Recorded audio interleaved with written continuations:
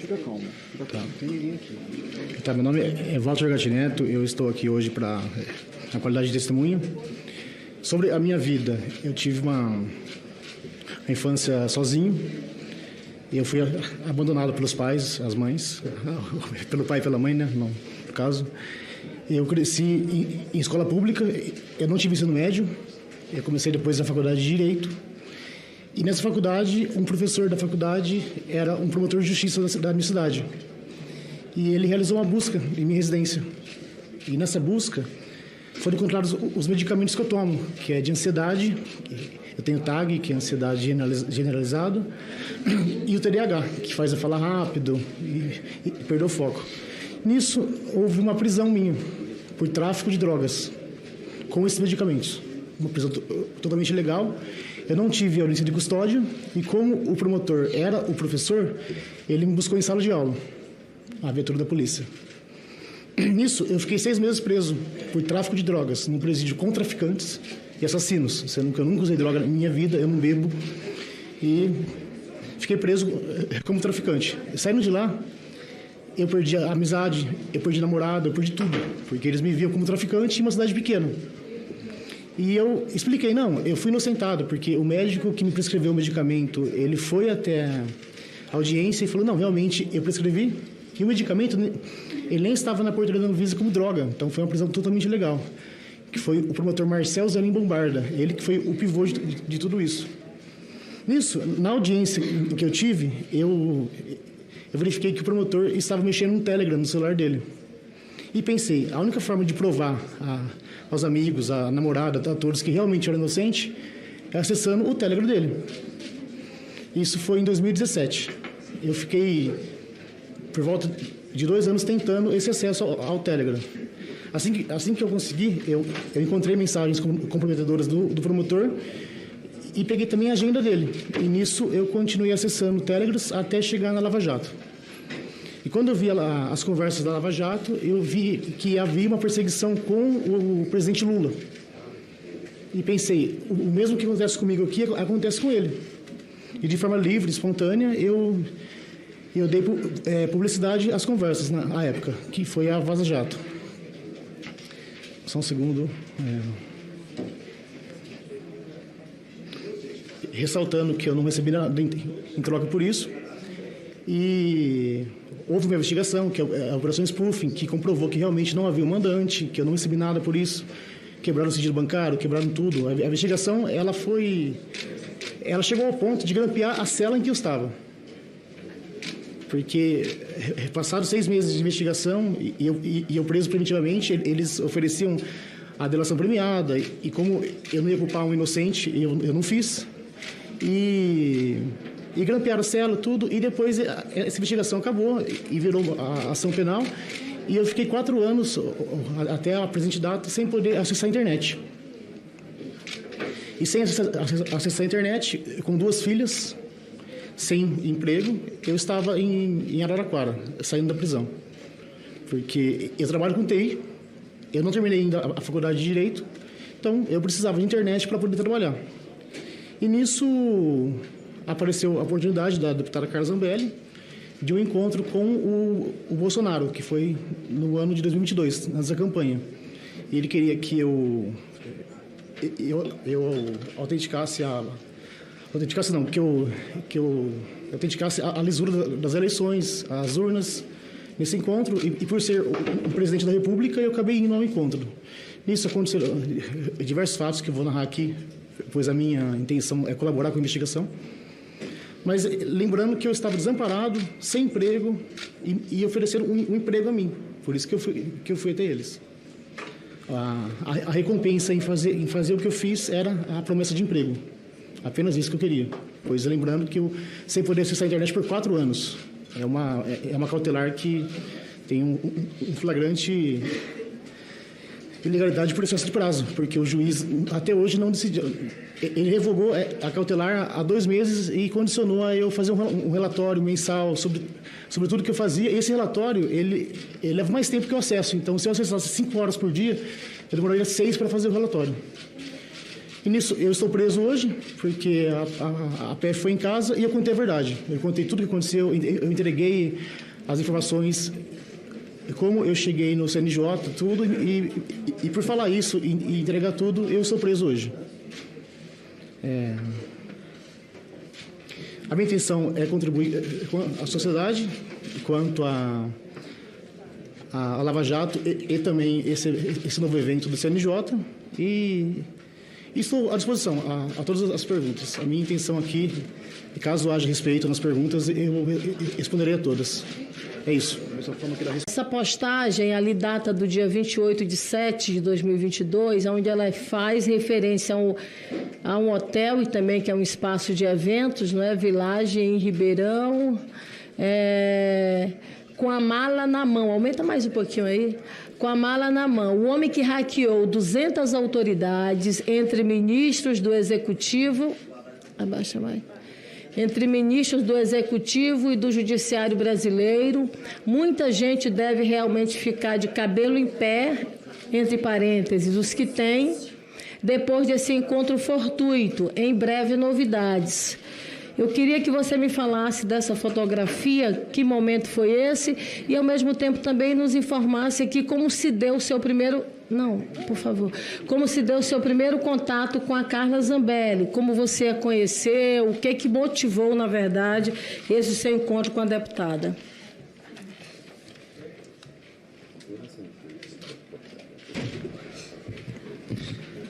Foi nessa data da foto, em 28/7, eu estava na cidade de Ribeirão Preto, em um hotel em que eu fui buscar um amigo meu. E, de repente, eu vi a deputada Carla Zambelli, eu pedi para tirar uma foto com ela, e eu apresentei quem era eu. Eu falei, não, eu sou o Walter, o Delgatti, tal. E conversando com ela, ela passou o telefone dela, o celular dela, anotou o meu e posteriormente ela me chamou no WhatsApp. Foi apenas isso. Foi realmente um encontro fortuito. Durante seu encontro com a deputada Carla Zambelli, Walter, como se deu a sua relação com ela? Né? Eu digo do ponto de vista de conversa, você chegou em algum momento a integrar, por exemplo, a equipe de trabalho dela, chegou a prestar serviço para ela, chegou a ter, por exemplo, alguma remuneração? Onde você residia, por exemplo, nesse período que você esteve aqui em Brasília? Só ressaltando que no hotel, ela estava saindo do hotel, então foi um encontro bem rápido, não houve conversas lá, e apenas a foto, e inclusive ela está com a mala na mão, ela montou no carro e acredito eu que ela tenha saído do hotel. E posteriormente, ela disse que havia uma oportunidade de emprego a mim, no caso seria na campanha do Jair Bolsonaro, do ex-presidente. Eu estive em Brasília, eu falei com o presidente e logo em seguida... Você avançou demais, volta. Não, mas é que ela perguntou isso. E logo... Fique à vontade. E logo em seguida eu fiquei em Brasília e eu ia trabalhar na parte de redes sociais do gabinete dela, das redes dela, sociais. Houveram pagamentos, sim, porque ela me enviou as senhas do site, das redes sociais.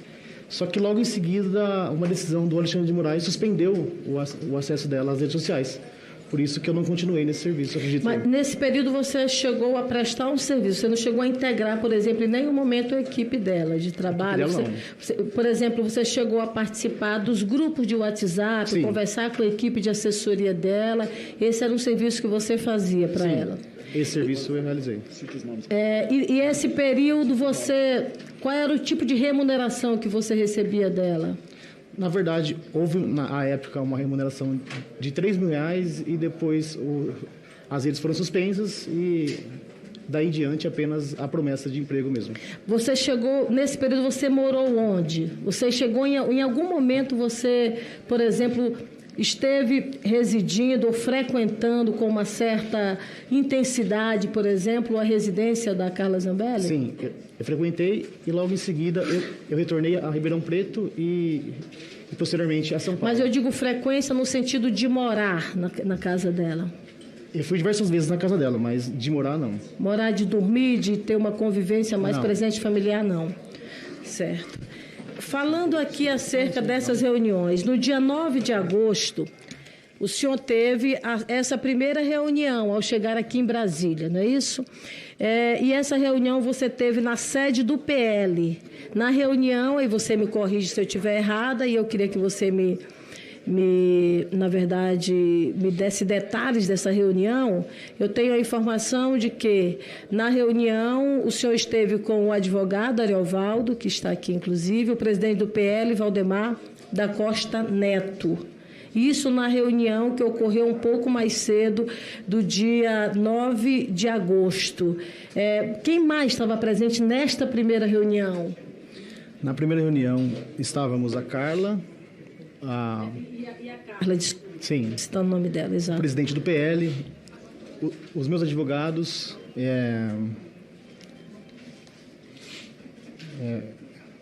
o irmão da Carla Zambelli, que é deputado também, e eu. Essa reunião. Aí você fez, então, a primeira reunião que foi... E o marido da Carla Zambelli também. E o marido da Carla, o irmão. Deixa eu anotando aqui. Eu havia esquecido, mas o advogado me lembrou.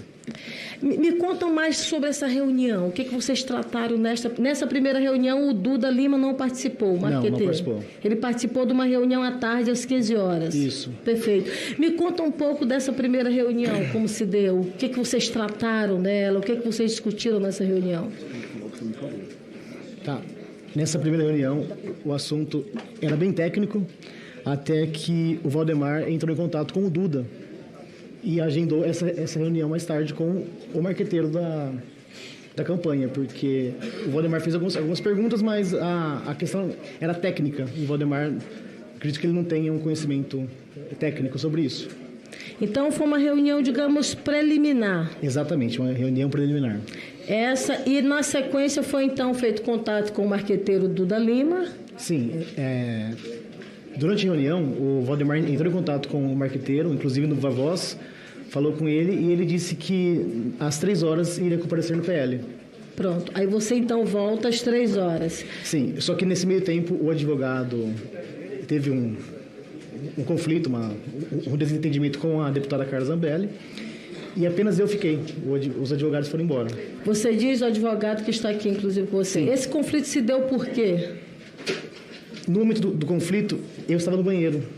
E quando eu retornei, estava no fim do conflito. Então, eu não participei do conflito. Então, nesse momento, o advogado sai e não participa mais da reunião da tarde. Exatamente. Pronto. Na reunião da tarde, qual foi a proposta que foi apresentada? Aí eu lhe pergunto de uma forma mais direta. Tá. A ideia de você participar, por exemplo, como garoto propaganda da campanha do Bolsonaro, do então candidato naquele momento, saiu desta segunda reunião?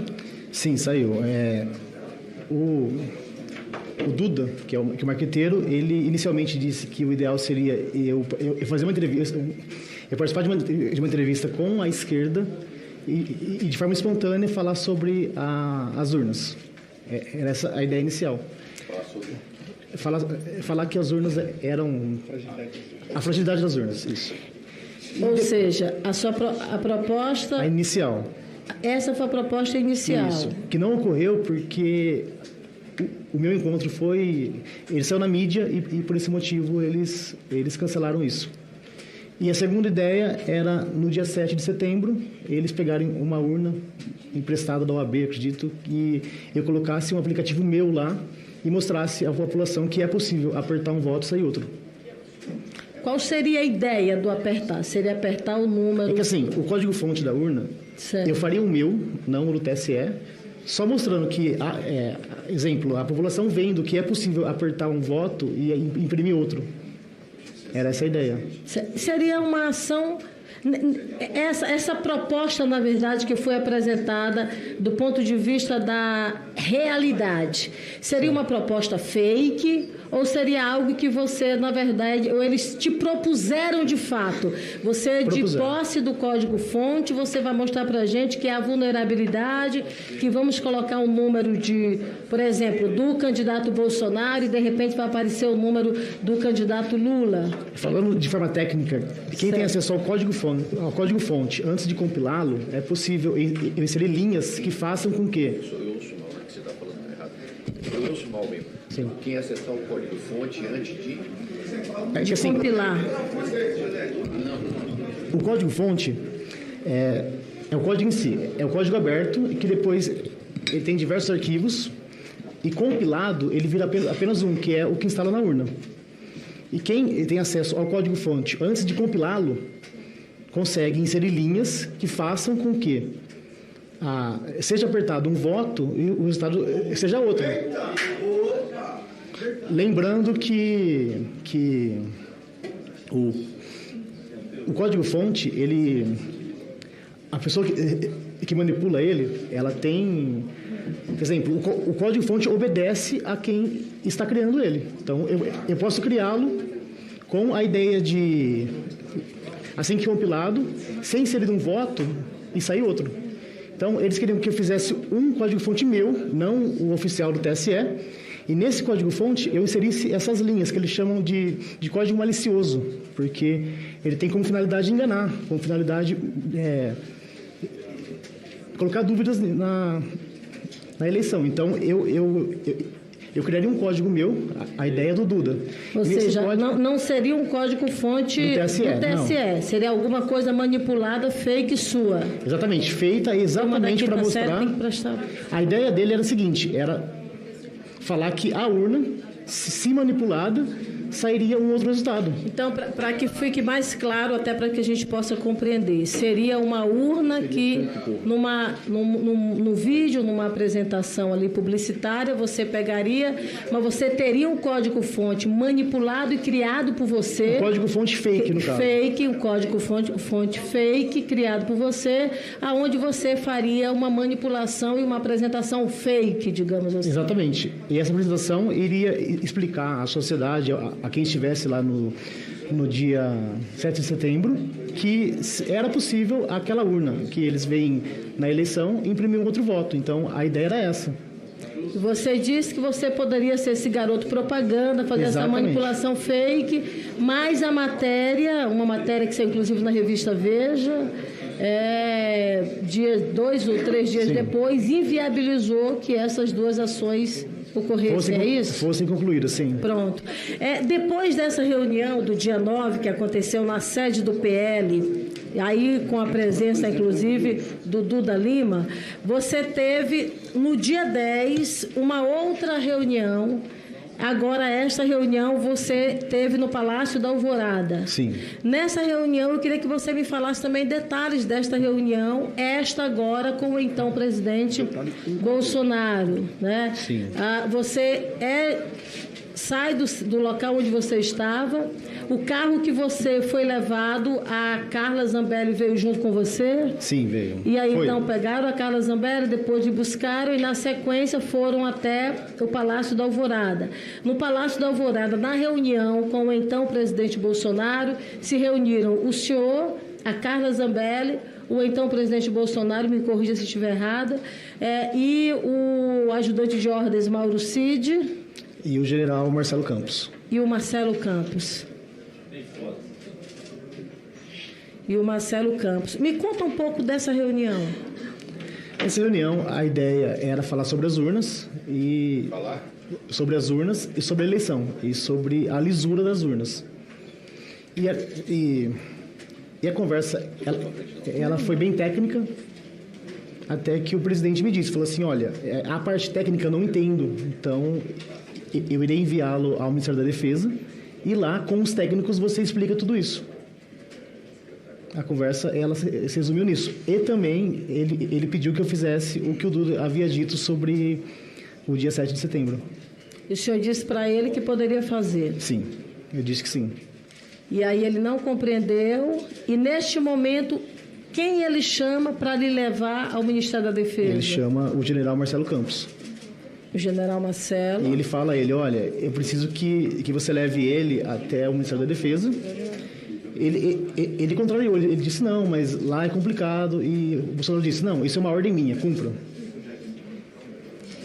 Nisso, o presidente e a deputada... Quem falou que disse que lá era complicado? O general Marcelo Campos. O Campos falou? Sim, ele disse que era complicado. Nisso, o presidente disse que era uma ordem dele e eu fui levado até o Ministério pela porta do fundo. É um portão grande atrás, eu entrei com o carro lá e já desci no elevador.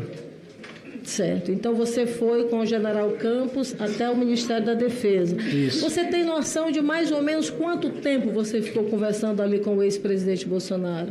Por volta de 1h30, 2 horas no máximo. Nessa conversa, o que mais ocorreu além especificamente da Na verdade, eu tomei o café da manhã com ele e a conversa, ela foi essa. Ele me disse que eu estaria salvando o Brasil, que era a liberdade do povo em risco, que eu precisava ajudar ele a garantir a lisura das eleições, porque ele contou que em 2018 ele teve acesso ao inquérito da PF, que nesse inquérito uma pessoa teve acesso ao TSE, ao código-fonte, que poderia ter manipulado. E nisso, essa conversa ela foi evoluindo e chegou à parte técnica. E o presidente disse, olha, a parte técnica eu não entendo nada, então eu preciso que você vá até o Ministério da Defesa e converse com os técnicos. Foi isso. Você, nesse momento, colocou, por exemplo, a possibilidade de você ser punido, ser preso por isso? Você recebeu deles algum tipo de garantia de proteção? Sim, recebi, inclusive a ideia ali era que eu receberia um indulto do presidente. Ele havia concedido um indulto a um deputado um deputado federal, e como eu estava com o processo da spoofing à época e com as cautelares que me proibiam de sair à internet e trabalhar, eu visava a esse indulto e foi oferecido no dia. Ele proibiu você de falar primeiro com ele. Uma pergunta aqui que a minha consultora traz. Do ponto de vista do nome do general, é Marcelo Campos ou Marcelo Câmara? Desculpe, é Marcelo Câmara. Marcelo Câmara. General Câmara, né? É o Câmara. Peço desculpas. Não, que isso, ótimo. Voltando aqui especificamente, então, neste momento, o então presidente Bolsonaro lhe assegurou um indulto caso fosse preso pelas ações referentes à urna eletrônica. Sim, esse encontro, ele assegurou esse indulto e futuramente no segundo encontro ele assegurou outra coisa, mas esse encontro ele assegurou apenas o indulto. Tá, a gente vai já falar desse outro encontro, desse outro contato com o ex-presidente. Agora vamos falar sobre esse seu momento em relação ao Ministério da Defesa. Quantas vezes você foi no Ministério da Defesa? 4 vezes. Você esteve lá 4? Eu estive uma, retornei na semana 2 vezes e na segunda semana mais 2 vezes. Então você 5 vezes ao todo. 5 vezes.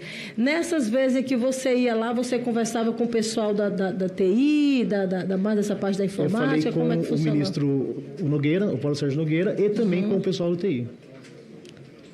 Com o Paulo Sérgio Nogueira e com o pessoal que integra a equipe tecnologia. de TI. Isso.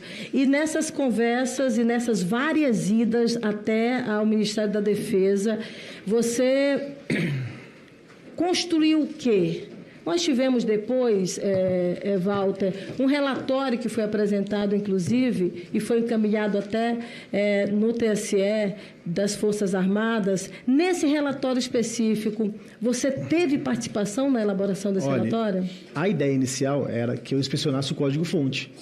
Só que eles explicaram que o código-fonte ficava somente no TSE e apenas servidores do Ministério da Defesa teriam acesso a esse código. Então, eles iam até o TSE e me repassavam o que eles viam, porque eles não tinham acesso à internet, eles não podiam levar uma parte do código, eles acabavam que decorando um pedaço do código e me repassando. E nisso, eu dei orientações, exemplo, que a urna, se desligada da tomada e ligada novamente, ela pode ter um algoritmo lá e o algoritmo decidir por ficar normal. Nesse caso, ela fosse manipulada, o peso dela, a mudança de local, as pessoas que votam, a digital delas, porque ela pode reconhecer que a digital é de uma pessoa que está testando a urna e não votando. Então, tudo isso que eu repassei a eles consta no relatório que foi entregue ao TSE.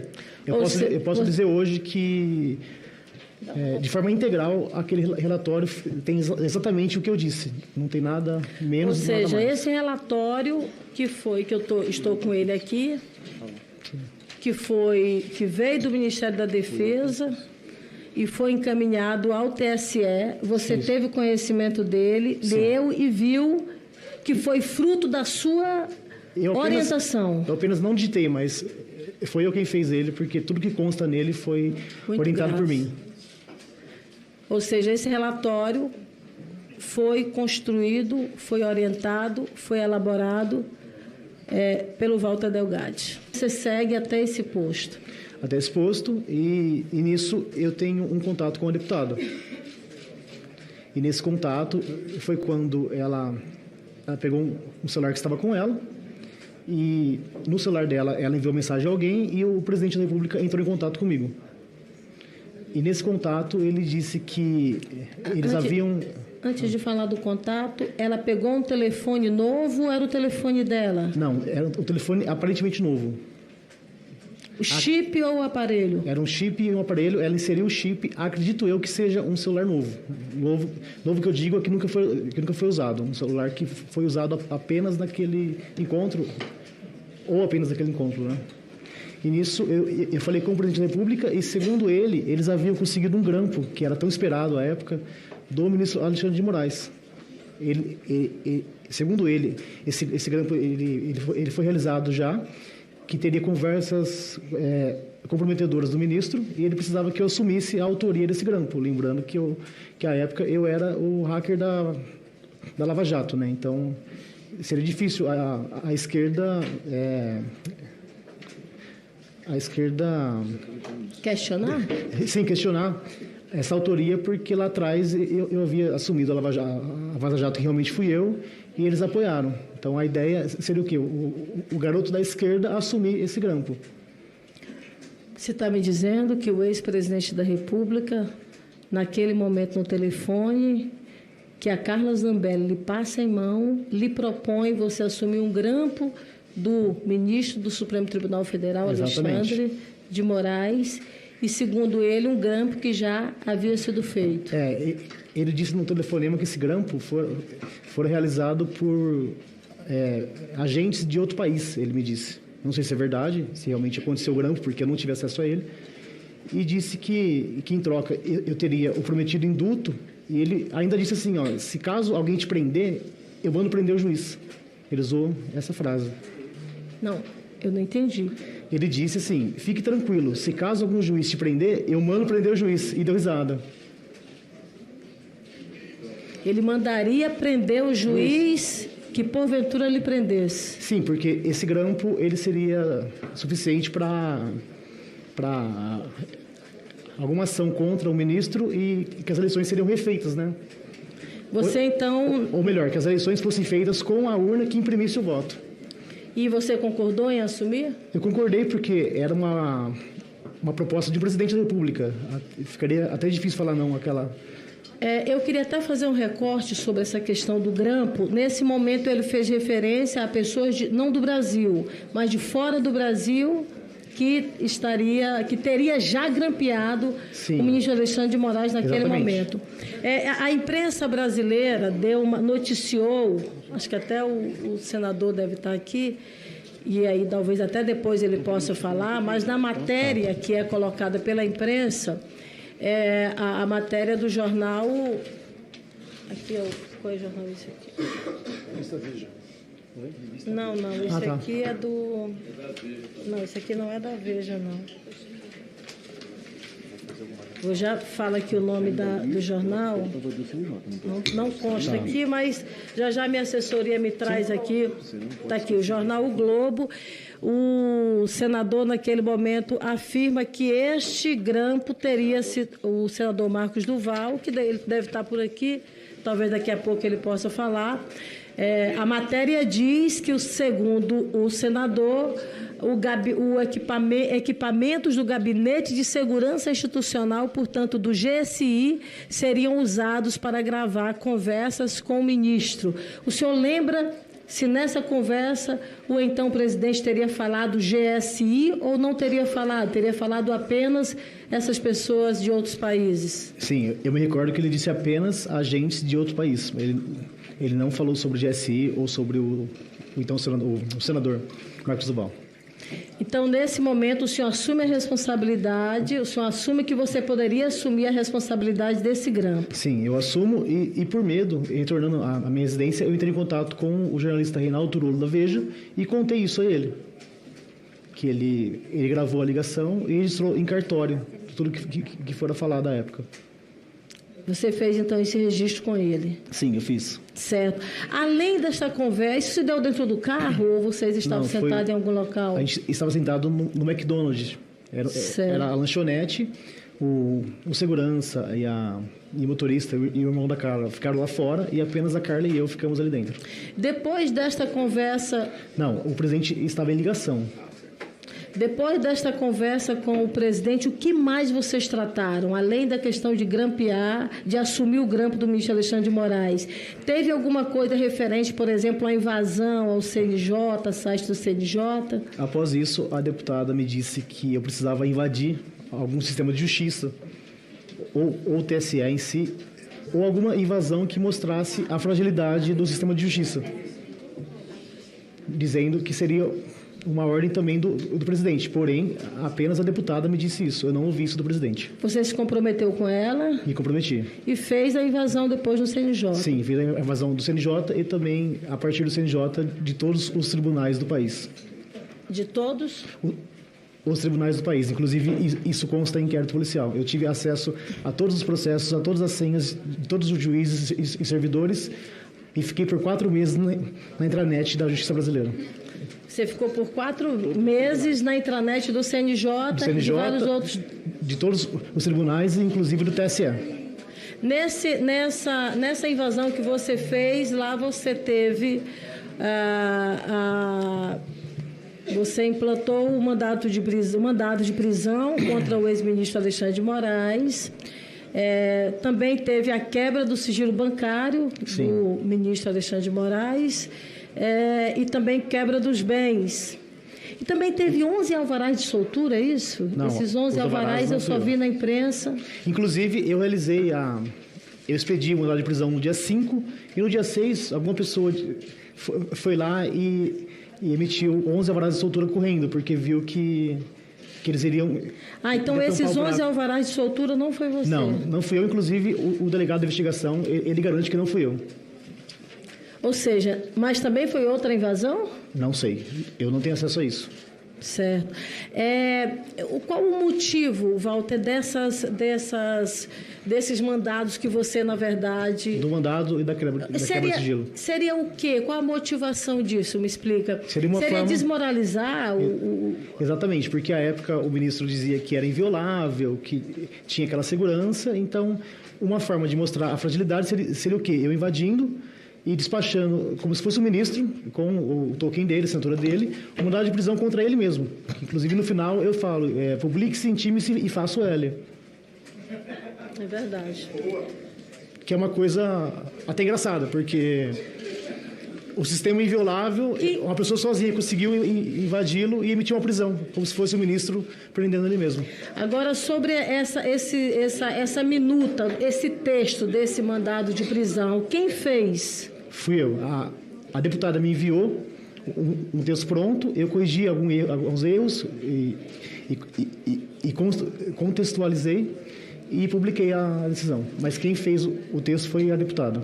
Então, o texto foi feito por ela? Sim. Não, ela me enviou o texto. Quem fez, eu não sei. Não, mas ela lhe enviou o texto e você fez essa publicação. Sim. No caso específico dessa invasão do CNJ e dessas que você fez, você recebeu algum pagamento por isso? Então, a promessa ali era de emprego. Só que enquanto eu não tinha esse emprego, eu reclamava. Olha, eu tenho que pagar pensão, tenho que pagar aluguel. E ela me enviou por diversas vezes um montante pequeno de dinheiro e de Pix. O Renan, ele era servidor dela? O Renan, ao que eu sei, era motorista. Ele em algum momento te fez algum pagamento? Sim, diversos pagamentos. Esses pagamentos diversos foram em quais valores? Tem de 5 mil reais, de 7, mas o total é de 40 mil reais. Eu estava lendo aqui a decisão do ministro Alexandre de Moraes, que, na verdade, assegurou a sua prisão. E nessa petição dele, nessa decisão dele, faz referência, por exemplo, a alguns pagamentos. Sim. Né? Por exemplo, o senhor teria oferecido a um funcionário da TIM um pagamento em Bitcoin pelo acesso aos dados telefônicos do ministro Alexandre de Moraes e teria feito uma transferência. A pergunta para mim para o senhor seria essa. Essa transferência em Bitcoin foi feita e qual o valor? Não, ela não foi realizada porque o rapaz da TIM, ele se negou a pegar uma segunda via do chip do ministro.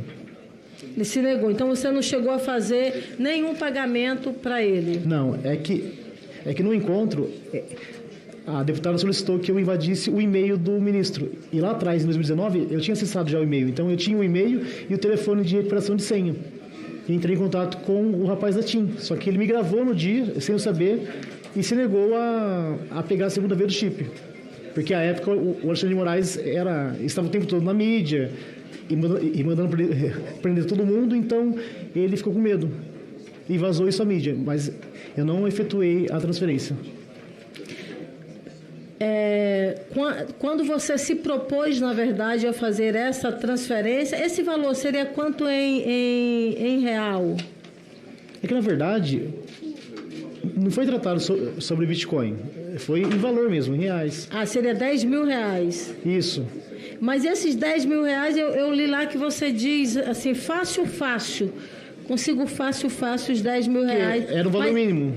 Mas esse dinheiro seria dado por quem? No encontro, a deputada me disse que se precisasse de ferramentas ou comprar alguém, ela teria alguém que financiasse isso. Só que eu não tive acesso de quem era esse financiamento, de quem partiria o financiamento. Ela apenas me disse, olha, precisando de ferramentas, de valores para comprar alguma ferramenta ou comprar algum funcionário, entre em contato comigo que realizaremos esse pagamento. Insumos em geral, ela falou. Insumos em geral, ela disse. Foi quando eu coloquei um lance pequeno e a pessoa iria aumentá-lo, né? Ou seja, ela não deu uma limitação de valores. Não. O valor que for necessário, de fato, a gente resolve. A ideia na época era o quê? Era fazer algo com que refizesse as eleições com a urna que saísse o voto impresso também. Ou seja, Walter, essa conversa toda ela aconteceu no ano passado e agora, mais ou menos no mês de fevereiro, março, nós tivemos aí a informação da possibilidade, de fato, desse grampo. Ou seja, a informação que você tem, então, é que o ministro Alexandre de Moraes, em algum momento, foi grampeado. Exatamente. A informação que eu tenho é que ele estava grampeado já, que havia o grampo. Agora, eu não sei se seria um futuro grampo, ele estava garantindo já para eu falar sim e não falar, vamos ver, então no futuro, assim que acontecer, eu decido se eu vou assumir a autoria ou não. Eu não tenho essa informação. Eu tenho apenas que, segundo ele, naquela data havia um então não foi solicitado grampear, mas apenas assumir a autoria. O grampo. Que depois a revista Veja ligou esse caso com o caso do senador Marcos Duval.